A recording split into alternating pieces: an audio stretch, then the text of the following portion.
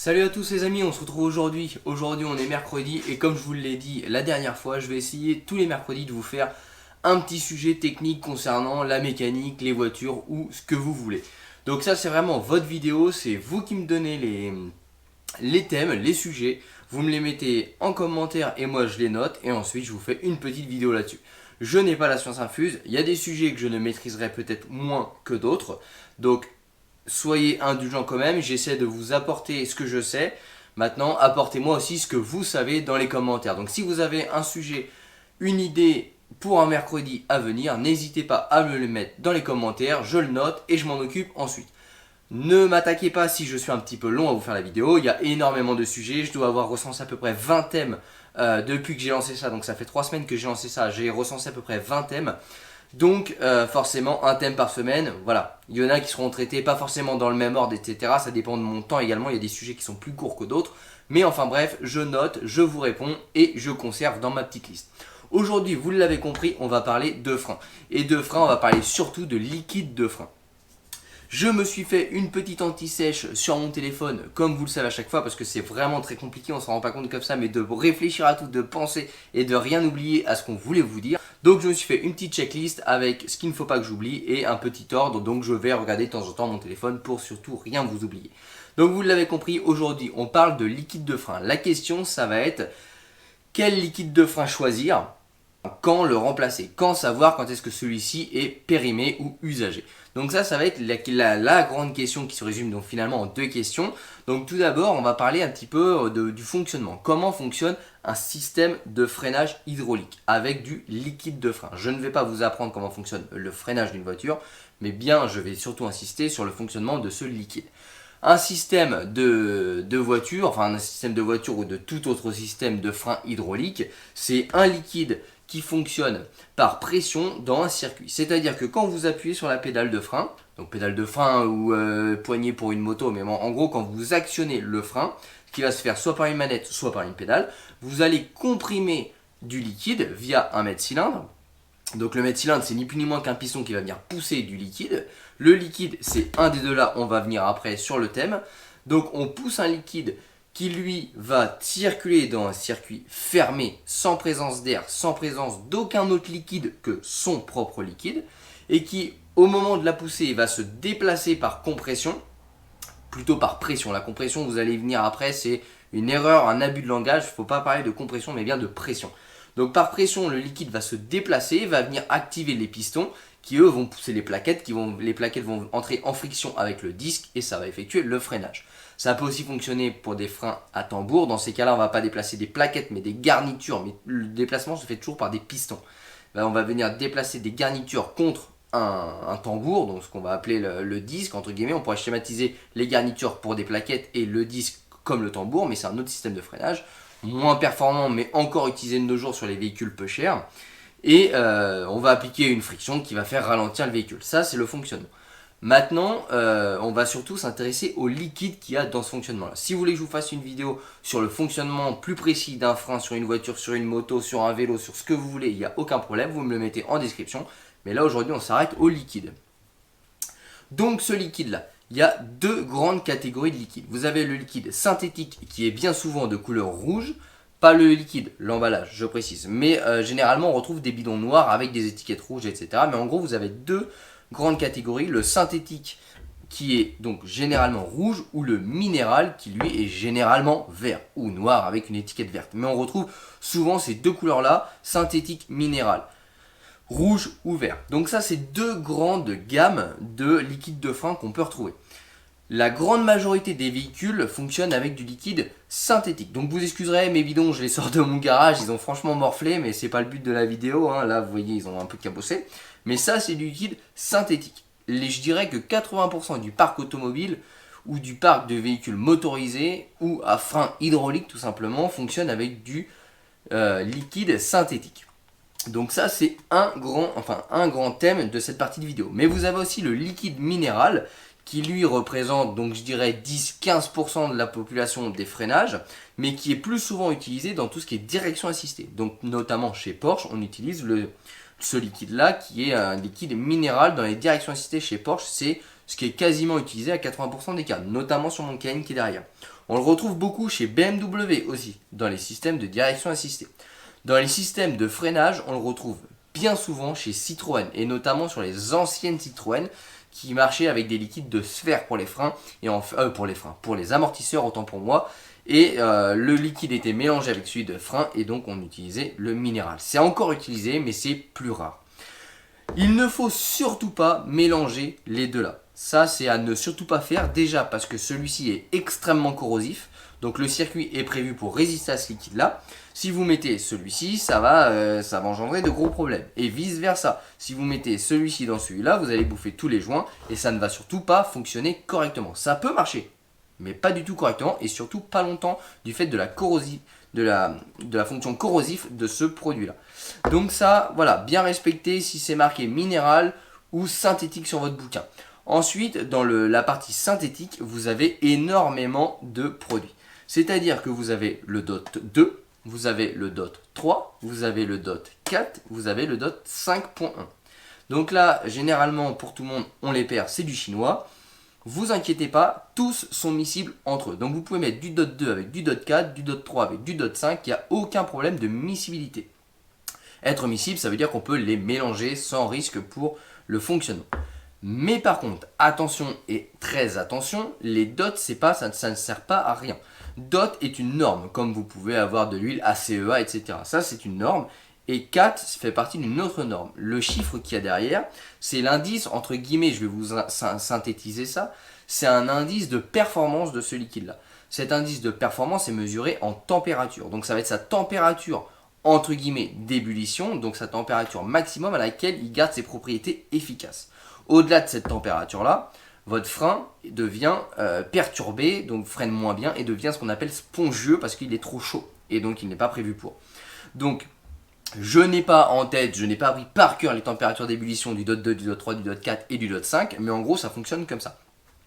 Plus vous montez en DOT, donc plus le chiffre est élevé et plus sa tenue en température est améliorée. Vous avez deux tenues en température. Vous avez la température dit sèche, donc quand le produit est neuf, sa température maximum quand le produit est neuf, et vous avez sa température humide quand le produit est usé. On en reviendra un petit peu après sur cette technique-là de l'humidité dans le produit. Donc vous avez, la norme est basée sur donc deux températures, usé ou neuf, humide ou sec. Voilà.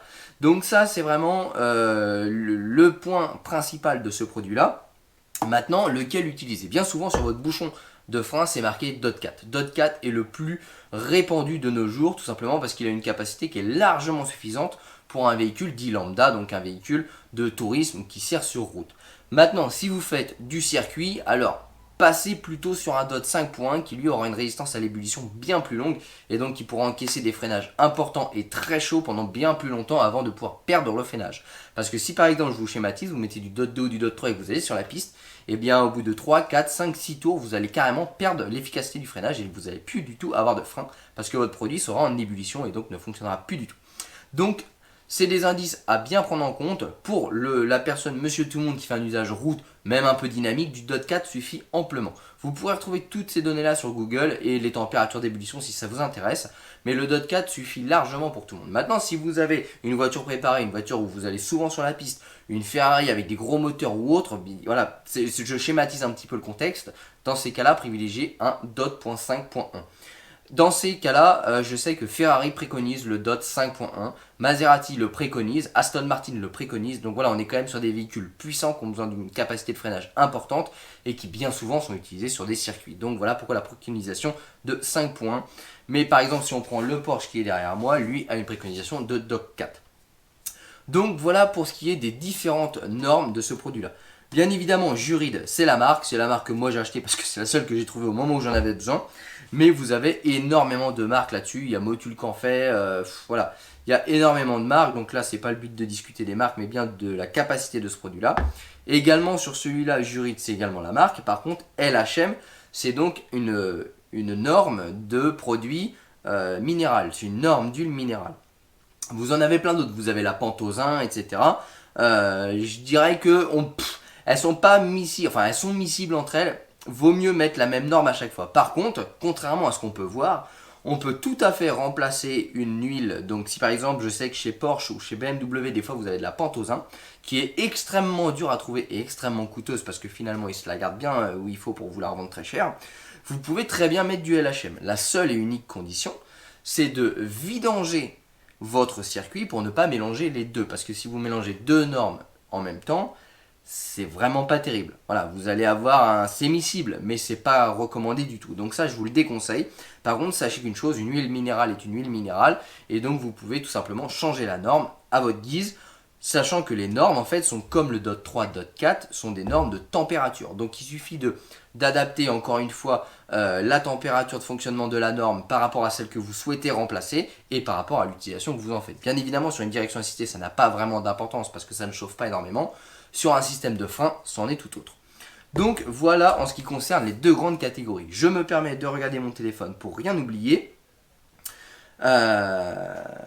Donc maintenant on va parler des fonctionnalités de ce produit. Ces produits-là sont ce qu'on appelle des produits incompressibles. C'est pour ça que tout à l'heure en début de vidéo je vous disais il ne faut pas confondre la compression et la pression. Tout simplement parce qu'en fait ce qui fait la puissance d'un freinage et pourquoi cette huile-là, enfin ce liquide-là est utilisé pour ça justement, c'est que ces produits-là sont incompressibles. C'est-à-dire que vous pouvez les comprimer, mais vous ne pouvez pas réduire leur espace. C'est là où en fait tout rentre en jeu dans l'humidité, mais aussi l'air qui peut être présent dans le liquide. Tout le monde a déjà connu ça. Si vous avez une bulle d'air dans le circuit, vous allez avoir votre garde qui est bien plus loin, un freinage qui est spongieux, qui est pas terrible, voire même inefficace. Et bien c'est tout simplement parce que l'air est compressible et que l'huile n'est pas compressible. Donc c'est pour ça qu'on fait une purge afin d'éliminer toute bulle d'air dans du produit et donc rendre le circuit incompressible, ce qui fait que la moindre pression que vous appliquez se répercute immédiatement au frein. Donc la dégradation de ces produits-là se fait tout simplement par soit de l'air dans le circuit, donc ça je viens de vous l'expliquer, si on a de l'air on comprime l'air avant de comprimer avant de mettre sous pression l'huile, donc ce qui fait qu'au final on a une déperdition arrivée à l'autre bout du circuit.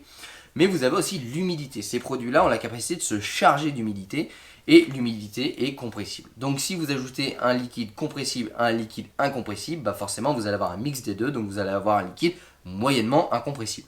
Et donc vous allez avoir une perte de puissance de freinage, mais vous allez aussi avoir, et ça je vous en ai parlé tout à l'heure, un problème d'ébullition, c'est-à-dire que la température d'ébullition, plus le liquide va être humide et plus elle va descendre. Donc finalement, au lieu d'avoir un frein efficace jusqu'à 280 degrés, vous allez peut-être avoir un frein efficace jusqu'à 150 degrés. Et on ne se rend pas compte comme ça, mais un frein chauffe extrêmement. Dites-vous qu'en compétition, les voitures, enfin en compétition ou même sur circuit, les voitures arrivent à avoir des freins rouges. Ce qui fait que vous vous arrêtez, si vous ne faites pas une période de refroidissement de vos freins, vous pouvez faire cramer la bagnole. Donc ça, c'est pour vous montrer un petit peu à quel point les freins peuvent chauffer et c'est extrêmement. Tous les ans sur les autoroutes, on voit des étriers qui se bloquent et des bagnoles qui prennent feu, donc c'est pas à prendre à la légère ces indices-là. Maintenant, les constructeurs vous préconisent un remplacement de liquide tous les 2 ans. Oui et non. Tout simplement pour deux choses. Ça dépend encore une fois des températures extérieures, ça dépend d'où dort votre véhicule, et bien souvent, et là c'est un très grand danger, les gens ne changent jamais leur liquide de frein et les garages le préconisent que très rarement, malgré que ce soit indiqué tous les 2 ans. Donc il y a le juste milieu qui se fait tous les 3-4 ans et encore 4 ans c'est vraiment beaucoup, il faut vraiment des conditions idéales. Et vous avez l'autre extrême qui fait que des fois on a 10 ans avec un même liquide de frein et là généralement c'est pas bon du tout. Donc moi ce que je vous préconise tout simplement, visuellement déjà sans vous embêter dans la partie technique quand vous n'êtes pas forcément très calé sur ce point-là, il y a deux possibilités. Vous ouvrez votre bocal de liquide de frein et ça c'est un liquide qui est transparent, un petit peu jaunâtre.